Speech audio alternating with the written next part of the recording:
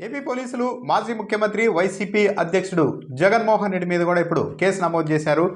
మే 14, 2021 రఘురామకృష్ణరాజును ఏపీసీఐడి పోలీసులు అరెస్టు చేసి తీసుకెళ్లారు. కస్టడీలో తనను టార్చర్ పెట్టారు, విపరీతంగా కొట్టారు.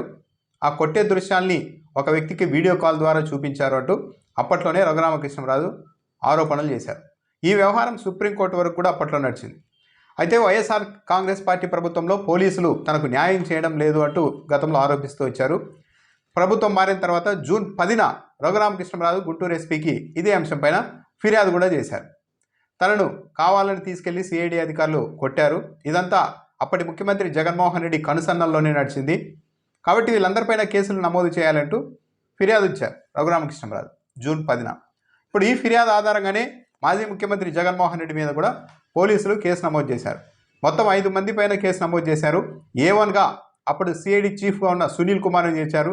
A2గా ఇంటెలిజెన్స్ చీఫ్గా పనిచేసిన సీతారామాంజనేయుల్ని, A3గా జగన్మోహన్ రెడ్డి పేరు చేర్చారు.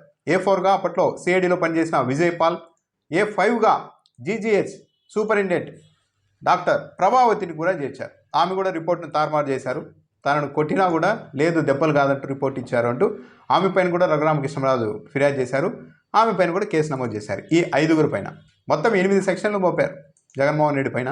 వీళ్ళ మీద తనను కస్టోడియల్ టార్చర్ చేశారు దానికి సంబంధించి.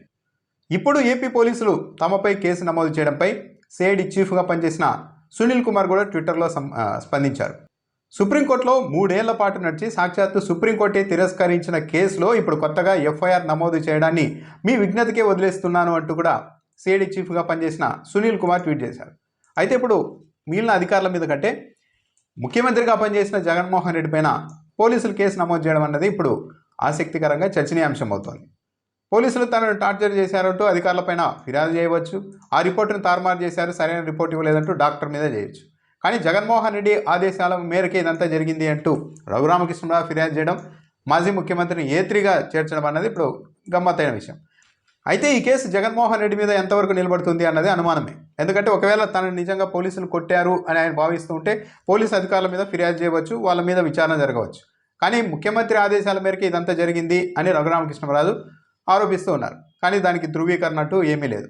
ఈ పోలీసులు చెప్తారా, ఈ అధికారులు చెప్తారా, ఇప్పుడు కేసులో ఇరుక్కున్న అధికారులు చెప్తారా ఎస్ ముఖ్యమంత్రి చెప్తే మేము కొట్టామని చెప్పే పరిస్థితి ఉండదు. అలాంటి ఆదేశాలు కూడా వచ్చే అవకాశం ఉండదు.